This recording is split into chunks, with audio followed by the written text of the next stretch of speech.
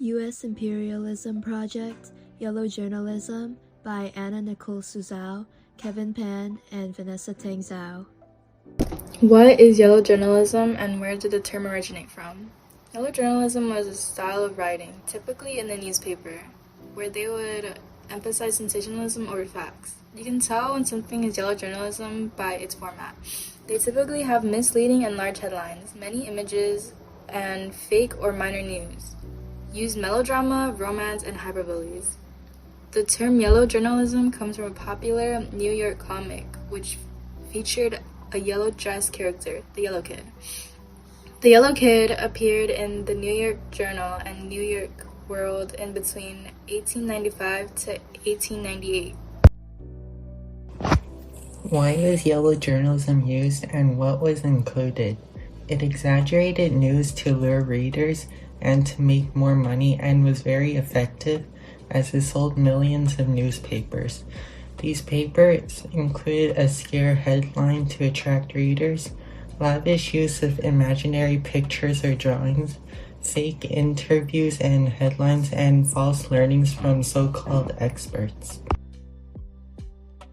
How did this affect the Spanish-American War and what were the effects of yellow journalism? On February 15, 1898, an explosion happened on the USS Maine, killing 266 people while it was in the Havana harbor in Cuba. The USS Maine was originally sent to Cuba to protect lives and property of Americans. The explosions tore through the ship's hull and it sank. When Joseph Pulitzer, who writes for the New York World, and Randolph Hearst, who writes for the New York Journal, heard about the news, they decided to write about it. And when a U.S. naval investigation stated that the explosion came from a mine in the harbor, yellow journalism started, and it blamed the Spanish for the explosion. And as they wrote more Spanish atrocities, more people swayed in the rebels' favor. Joseph Pulitzer included colorful and sensational reporting and crusades against political corruption and social injustice to attract readers. Some atrocities that were written about included in newspapers from William Randolph Hearst stated horrific tales that described the situation in Cuba, including starving women and children, female prisoners' execution, and valiant rebels fighting. Joseph Pulitzer and Randolph Hearst were both in competition in trying to sell more and relied on misinforming the readers, and these two are usually credited for the creation of yellow journalism. They were further promoted when the administration of President William McKinley was ultimately capitulated to the war hysteria created and promoted by the yellow journals. With people reading these newspapers and an influential figure like Theodore Roosevelt wanting to go to war, these factors led to war against Cuba and the Philippines, leading to the acquisition of overseas territory by the United States, called the Spanish-American War, leading to the United States intervention in the Cuban War of Independence.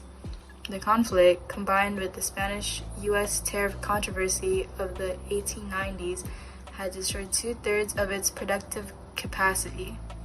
Close to 20% of its pre-war estimated population of 1,800,000 had perished, and for those who survived, the future was bleak.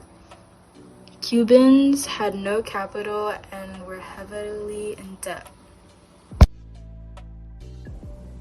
Another reason Hearst continued this is because he knew it would move him into national prominence.